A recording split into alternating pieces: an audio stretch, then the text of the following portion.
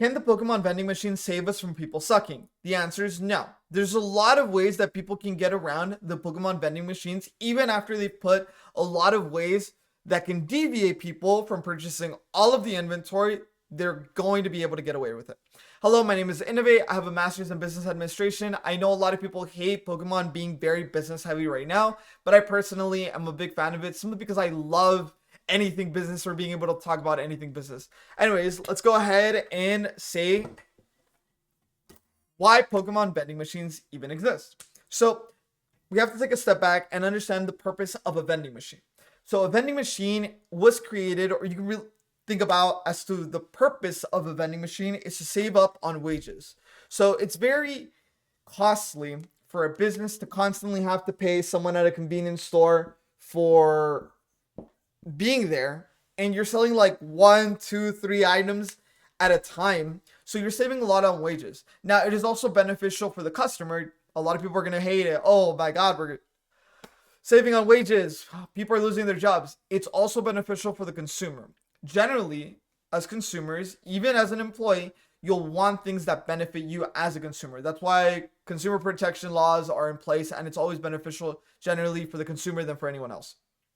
Now, if someone doesn't have to pay someone else to stand there for hours on end, it is more beneficial for the consumer because now they have to pay less for that drink, that product, or whatever is there.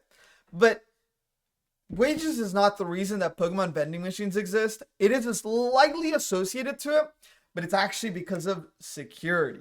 So the actual reason that Pokemon vending machines exist is because of theft, which is where we come back to the idea that people suck. People suck because they love stealing things. And even my students, hello, I'm also a math teacher. My students have blatantly admitted to me that they themselves will steal Pokemon cards. A vending machine does not allow this to happen. Now, something that we have to think about, and the reason that I can acknowledge why wages isn't a big factor for the Pokemon industry, is that they're not placing these vending machines outside of stores. If they're placing them outside of stores, you can say, oh, okay, well, like they're saving up on wages, and now people can buy Pokemon cards whenever they want, however they want, etc., right? They don't have to always buy them online or wait for a store to open, but that's not the case. So they're still saving up on wages because if there's a lot of theft in the area or the zip code or however you want to interpret it, now they have to pay extra security simply to have that product not be stolen. If you have a product that is constantly being stolen, but at the same time you do not want to have behind like at the jewelry store or whatever you want to put at Walmart kind of thing, if you do not want to place it in that area, but you still want to have that product available because it is still profitable to have that product when it is not being stolen, you have good profit margins, or it's worth it as people will still come in through the door and they'll purchase something outside of just purchasing Pokemon cards. They're totally down to have those vending machines at their stores as long as they get a certain percentage. Sometimes it'll be straight up a commission, or it'll be a percentage income, completely dependent. Every area is different. Every store is different. Now, theft is the number one. This is the absolutely number one reason. But then again, we have to take a step back and consider what people asked me about this. Will vending machines save us being able to purchase product? So something that the Pokemon Company recently did, at least the American vending machines recently did, is that there are certain limitations. I'm not entirely sure on the full limitations on it. I couldn't go test it myself because there's no vending machines in my area. Lucky me, that means there's not a lot of theft, I guess. But it means I couldn't go test this out myself. There was a lot of questions that I myself had. So I'll give you things that I would place on an electronic machine to avoid people from taking all of it. And this is probably what the Pokemon Company probably tried, since they can probably control them automatically, remotely through internet as well. It allows them to know when to restock certain vending machines. That's the reason that you would want it connected to the internet. Anyways, so what you would want to do is you would want to say, oh, well, like you can only purchase a certain amount with a certain debit card. So card limitations. So this is perfect, but you can quickly realize how you can get away with it. Now, anything that creates a barrier is good in general. So even if it reduces the action being done by 1%, that is still a very good thing to do. So if this is an option, if this is something that they can do, I would still do it because it would still benefit the consumer, the overall consumers of Pokemon, right? So there could be card limitations. So your debit card, credit card. Let's take a step back. I can only scan and purchase a certain, whether it be quantity or value amount, right? So it'll be either dollar amount or quantity amount. And the machine can tell me, hey, this is the cap on amount that you can purchase during this purchase, or this is a certain amount of quantity that you can purchase. I would assume it's by value if you were to make this in place, simply because quantity would be a very tricky, since there's packs and sometimes you can buy like 30 packs and there's all your quantity and you didn't get to buy anything because you just bought packs and you didn't know there was a quantity limit. So I would put it by value limit, let's say $500, $600, however much the Pokemon company might feel like each consumer or person that comes and buys from the vending machine would find it favorable to do so. So again, I go up, I try to scan it, cool, I buy that amount, awesome. And then you're like, actually, I want to buy more. You try doing it, your card gets declined, it gets declined, it gets declined, and you're like, oh shit, there's a card limit, or something might pop up saying a card limit. I wouldn't doubt it though if it's one of those things where they acted fast on it and it's not even showing or not even representing that there's a card limit or a purchase limit on the card. Now, very easy. A scalper can easily walk away with or get away from this by simply using a different card or borrowing cards from other people.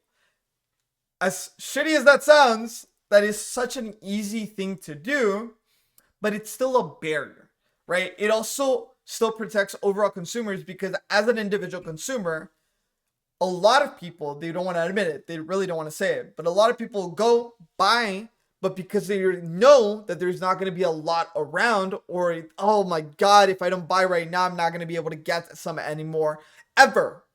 So they'll buy more than they need to. By putting a card limit, this still does benefit people as a general, as a whole. It'll still benefit most people. But if I was a scalper, or if I was someone that just wanted to take all of it, no matter what they put in front of me, I'm going to want to take all of it. The card limit isn't going to stop someone from being able to. So people that are super adept on scalping, right? Like, it's not going to stop them to the degree that I think you might want to stop them, but it does stop the general consumers from over purchasing when they don't have to. So that's a food for thought. Now, the next one would be a time limit. So this is the one that I believe, oh my God, my marker's dying. Let's try blue. I didn't want to use a different color, but let's just go ahead and do that. So another one would be a time limit or a time restraint. So if you're thinking about that, you're thinking, okay, so every 24 hours, you have 24 hours, and every 24 hours, you can purchase a certain amount of quantity or value. Again, it doesn't matter. You're still creating something, a barrier from the consumer to be able to purchase more. The issue with this one that I could already see, it's very easy, is that people will put alarms or they will squat indefinitely. Even if you put an hour barrier on it, even if you put 2, 3, 4, 5, 6, 7, 24, 48, it doesn't matter how many hours you put, someone will squat. Now, this one's I'm not necessarily a fan of this one, simply because even as a general consumer, regardless of the card limit, a consumer might say, oh, 30 minutes and I can buy more. Oh, I'll just sit. So it doesn't necessarily, what a lot of people are not understanding is that the general demand is outpacing the quantity that is available from Pokemon. So a scalper, as many as there are, it's difficult for scalpers, being such a small, minute amount of people that are actually scalping, to be able to purchase all of it. What's really happening is that so many of us want Pokemon cards. If I were to go to the Target right now, I would buy some Pokemon cards, right? I don't know what the hell I would buy, but I would buy Pokemon cards because I want to get English Pokemon cards, right? Does that mean I'm going to go out of my way and scalp them or buy every single thing that they have on the shelf? No. But you have to understand that we are creating a massive demand that is not obtainable or not reachable to supply to. Because we are now purchasing anytime we see that product even available, even if we don't necessarily had originally planned to purchase it. So that creates an immense amount of demand and an immense amount of purchase that we originally would never have done. So if I go to the store, now that I'm thinking of which one I would buy, I would love to get Obsidian Flames right now. If I were to go to the store and I would see Obsidian Flames, I would instantly make the decision of purchasing it because I know I wouldn't be able to get it. Vending machines are probably getting the same struggle. Even if you don't purchase it, there's so many people that have made TikToks about it already, where when they go to the store and they finally catch the restock, look at how much they're purchasing. It's so simple to see it. They will rip it. In that same video, they'll show you that they ripped all of it. But I want you to acknowledge how many people are purchasing more than they originally would have in a regular, basic, normal, completely standard market of Pokemon. Some of us are not acknowledging that. A lot of people are overbuying what they would originally buy. That is very important. That is why the vending machines are not going to save this problem and they're not going to solve this problem. Again, even if you put a 24-hour time limit, even me as a consumer, if I bought whatever 5 things were left for me, like, oh, thank you so much, scalpers, you left 5 things for me, I love it. And then if it were to tell me 24 hours and more will be available, even as a regular consumer, I'll be like, you're telling me Obsidian Flames is going to be here in 24 hours? I'm going to be here in 24 hours. Notice how I just created a decision. Probably a lot of people are doing this. I just created a decision that I originally would not have done if the supply was the same or there was enough supply for there always to be product for me to always purchase. That is what a lot of us hate. A lot of people just hate this. A lot of people hate this concept. Everybody likes to call everybody a scalper. Everybody likes to say, fudge you, screw you, your mom, you're trash, you're lame, but we have to acknowledge all of us love Pokemon. Cool? Well, I love playing the card game. Big fan. Awesome. Love playing the OGs. Big fan of the new game being announced. Everything. We have to acknowledge that we ourselves are creating a massive demand that is not normal. It's just beyond, okay? Vending machines were made for theft. 100% guaranteed, without a doubt in my mind, Pokemon vending machines were created because people steal the living crap out of these products.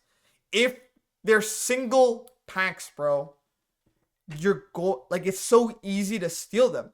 So many kids under the age of 18 just grab one and be like, Mom, I didn't grab anything. It's so easy.